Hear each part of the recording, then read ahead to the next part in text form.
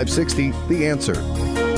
Get the latest weather, traffic, and news updates online at 560theanswer.com. Now, from the Signature Bank Studios. If you're looking for the latest news, insight into what it means, and the sharpest opinion, there's only one station in Chicago where you can turn, and it's this one. We're AM 560, The Answer. Top of the morning, Dan Proft here. I don't think this Epstein files gambit is going to work out as well for the Democrat socialists as they had hoped. And we've seen this playing out just over the last couple of days, even as the discharge petition quickly moved through Congress yesterday and is on its way to the president's desk, where he's going to sign it, and everything will be released ostensibly with appropriate redactions. And hopefully we'll get some sort of public-facing Q&A with Bondi and Patel to provide some context and explanation and status on what, if anything, is still pending with respect to Epstein and company. But in terms of it not going as well as they anticipated, now that they have called the president's bluff long enough for him to reverse course, as he has, Klingon Collins over at CNN pressured Hakeem Jeffries, the House Minority Leader, who I think has a relatively short shelf life. I mean, obviously he would be deposed if Democrat Socialists didn't take the House next year. I don't know. He may be deposed anyway because he's so weak and he's so bad at the communications part of the job. Here's an example. The issue that we talked about earlier in the week, Stacey Plaskett, the delegate from the Virgin Islands who was texting in real time with Jeffrey Epstein, trying to formulate questions for Michael Cohen in a 2019 congressional committee hearing where Cohen was giving testimony. And she's asked, Plaskett is asking Epstein who to ask Cohen about and so forth. So all these things, Larry Summers stepping back from his public responsibilities because of the disclosure of his running communications with Epstein. So this registered sex offender and sex trafficker, bad dude, and yet the Dem socialists that are moralizing about him today were in bed with him, pun intended, not so long ago. Hakeem Jeffries won't respond to the issue of whether or not it was appropriate for Plaskett to be talking to Epstein. Bad look?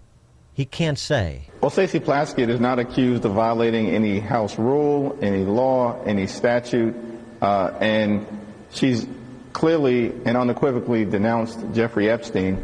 And I think what the survivors fought for today is the type of transparency that came out of the House, went through the Senate, and is now on its way to Donald Trump's desk, where hopefully he'll sign it into law, because at the end of the day, all the American people are asking for is just the truth, the whole truth, and nothing but the truth, which is why these Epstein files that Donald Trump and his administration has been hiding for months need to be released. But do you think it was appropriate for her to be texting with Jeffrey Epstein 11 years after he pleaded guilty? I mean, I have not had a conversation with Stacey Plaskett to discuss this issue because we've been focused today on making sure that there was a decisive vote as it related to the Epstein files and the release. I'm thankful for the work of Representative Massey, of Ro Khanna, but most importantly, the survivors. Do you plan to talk to her about it? I think that we successfully defeated a resolution that lacked any basis, was not credible, and was being brought by an individual who was trying to weaponize this issue to reinvigorate his own failed gubernatorial campaign in South Carolina. It was rejected on a bipartisan basis on the floor today. That's the end of the story. Censure resolution, but that's not really the point. The point is, wait, so let me understand something. If something is not illegal, that's your standard of whether it's appropriate or not? Illegal and appropriate, legal and appropriate are not synonyms.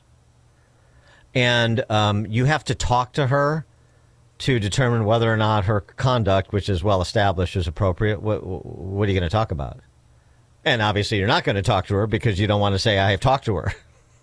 I mean, and that's not it with Hakeem Jeffries. Jim Comer took to the House floor to offer some additional context on Hakeem Jeffries and his relationship with Jeffrey Epstein going back a bit. Colleagues' coordination with Epstein. Another email shows Democrat fundraisers invited Epstein to an event or to meet privately with Hakeem Jeffries as part of their 2013 effort to win a majority. So Hakeem Jeffries' campaign solicited money from Jeffrey Epstein. That's what we found in the last document batch. The files underscore why former President Trump must appear for his deposition. We've subpoenaed him. To date, the Democrats have done nothing to help us secure his appearance. I support full transparency. The Oversight Committee will continue to work to get the truth to the American people and to get justice for the victims. That's our goal of this investigation. With that, I yield back. Mr. Speaker, Right. So I can understand why Hakeem Jeffries won't break bad on Stacey Plaskett, because then she could break bad right back on him. It may be not going as well as they had hoped. For more on this and other legal matters, Will Chamberlain joins us, senior counsel at the Article 3 Project. Will, thanks for being with us. Appreciate it. Oh, always good to be with you. And so the forthcoming release of whatever is left to release, what's your perspective on that? And the other piece, too, which I've sort of been calling for months after everybody got settled in the Trump administration, which is rather than that memo saying this is, the sum total of our view on the Epstein files matter, and that's it, we're moving on. Probably better to do a AG and perhaps FBI director press conference where you have a back and forth with the press, let people ask their questions, provide answers to the best of your knowledge for questions you can answer. And then you've sort of brought everybody along with what you know to be true based on actually being in power and having the opportunity to review what exists. Yeah, I mean, I think that would have been a better way to handle it from DOJ's perspective. I think that the end result of this is going to be not really. I suspect it's not going to be this, the reveal of some new perpetrator of sex crimes or something. Because I think that if those people existed, they would have been fingered in the last 20 years. This isn't a new case. I mean, this is a process. The prosecution of Epstein started in 2007. The man died in 2019. There was litigation all through the 2010s by women against the Epstein estate, not against Epstein himself, and then finally against the Epstein estate. So you have a circumstance where if the information was there, I think we would have found it already. What I think you're going to see is a lot of these kind of continued embarrassing reveals where it's not that the people committed sex crimes or anything, but it's rather that they were perfectly happy to talk to Jeffrey Epstein and correspond with him regularly, even though he was a convicted sex offender. And that's, I think, what you've seen with Larry Summers, what you see with Stacey Plaskett. I suspect that the files will reveal more of that. Yeah, exactly. Right. That, they're, and especially too with, the political performances they're giving, but you weren't so offended by Jeffrey Epstein when you were soliciting funds or soliciting questions. Right. What about Jim Comer, though? I mean, so on the other side, he wants documents from the Virgin Islands related to Epstein or Maxwell. He's issuing subpoenas in the direction of J.P. Morgan, Deutsche Bank, and so forth. Is this also, do you think, more or less a fishing expedition? No, I mean, clearly not. And I think that this is how we got that information. I think we got the Plaskett information and we got the Larry Summers correspondence. We got all that email correspondence because of subpoenas that James Comer issued, and he was able to obtain all these emails. So I think that, that's not a fishing expedition. That's newsworthy. It's newsworthy whether prominent people were corresponding with Jeffrey Epstein when they damn well should have known better. On another matter, the redistricting, this has sort of receded into the background, these sort of state-by-state fights that are going on as, California responds to Texas and so forth. Florida responds to California. Indiana is beset amongst itself, among its Republicans, and it doesn't seem like Braun is the governor there, former senator, is getting very high marks for managing this.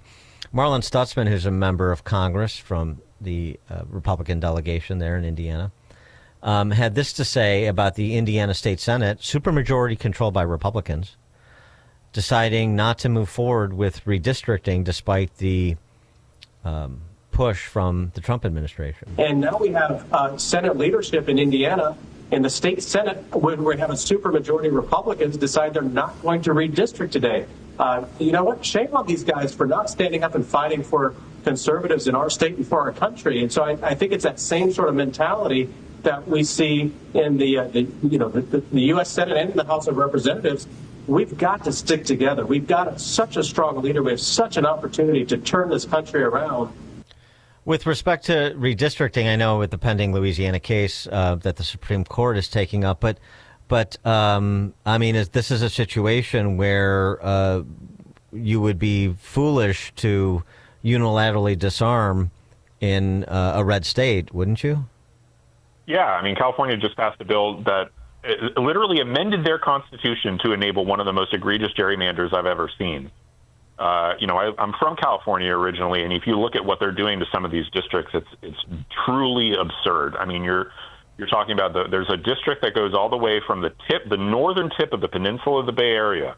So that's Sausalito, and I forget what the other name of the town is, but there's a slew of, very, very pretty, very wealthy towns that are right on the, right just north of San Francisco, right across the Golden Gate Bridge. And you're taking those and combining them with small rural towns 5 hours north of a place called Wairika, which if you ever driven the 5 north from California into Oregon, that's the town up there. That is not liberal country. That's conservative country. It goes in that district from Sausalito on the northern tip of the Bay Area, extends all the way to the northeastern corner of the state. It might take 10 hours to drive it. And that's a congressional district, a truly ridiculous gerrymander. And so Indiana's not willing to just do a really straightforward redistricting that, ensures that, in a state where Republicans win by 20, that Democrats don't get any seats. Democrats don't do stuff like that. Where's the Republican seat in Massachusetts? It isn't there. There's not a single Republican in New England based on similar vote proportions. Yeah, it is frustrating, and what the basis of this is, it's just that these Indiana senators, Republican senators that are in safe seats, don't want their seats to become any less safe to try to gain. Indiana senators, Congress don't want to redraw the lines. The people that are in charge, want their little fiefdom protected, and they don't want to endanger that in any way, reduce the margins they enjoy in any way to try to pursue additional compatriots, and it's pretty disappointing. Yeah, I think so, and I think they need to suck it up because we need to not lose. We need to fight to win the House as much as possible. This is not, we can't. Democrats have clearly, they're extraordinarily aggressive on gerrymandering. They've been extraordinarily aggressive. It's time for Republicans to find their backbone and make sure that we don't lose political power at the federal level. Speaking of interesting developments at the state level, I wanted to get your take on the executive order that Texas Governor Greg Abbott issued that designated the Muslim Brotherhood and the Council on American Islamic Relations, CAIR, as foreign terrorist and transnational criminal organizations, plural, that bans them from buying or acquiring land in Texas and authorizes the Attorney General to sue to shut them down in the state of Texas. Is that something that you think passes constitutional muster? And number one, and number two, should also be taken up and replicated in other states? It'll really depend on what evidence they have. I think it's pretty well reported that CAIR is a project of the Muslim Brotherhood, and that's how it was founded, and that there's a lot of deep internal ties there. And if that's true, then yeah, the Muslim Brotherhood is absolutely a foreign terrorist organization. So any ties there should make CAIR ineligible to purchase property in Texas. I think that's perfectly fine. And speaking of terrorist organizations, what did you make of these comments from Trump the other day on striking at the cartels inside Mexico or Colombia? Take a listen. Are you planning on also potentially launching strikes in Mexico or putting American troops or American personnel into Mexico to deal with it? Would I launch strikes in Mexico to stop drugs? It's okay with me. I've been speaking to Mexico. They know how I stand. We're losing hundreds of thousands of people to drugs. So now we've stopped the waterways, but we know every route. We know every route. We know the addresses of every drug lord. We know their address. We know their front door. We know everything about every one of them. They're killing our people. That's like a war. Would I do it? I'd be proud to. I'd probably go into Congress and say, hey, and you know what? The Democrats and the Republicans would both agree, unless they're crazy. Exactly how they get their things here, how they get the drugs here, fentanyl, cocaine. Colombia has cocaine factories where they make cocaine. Would I knock out those factories? I would be proud to do it personally. I didn't say I'm doing it, but I would be proud to do it because we're going to save millions of lives by doing it. What do you think, Will? Yeah, I mean, I think that, the big question is managing our relationship with Mexico, because that's obviously a violation of Mexican sovereignty. That said, the Mexican government's done a really terrible job at handling the drug cartels, and especially under the new sort of left-wing president, seems to just not care about this at all, is perfectly happy to see Americans die from fentanyl trafficked from their country. So, I don't know.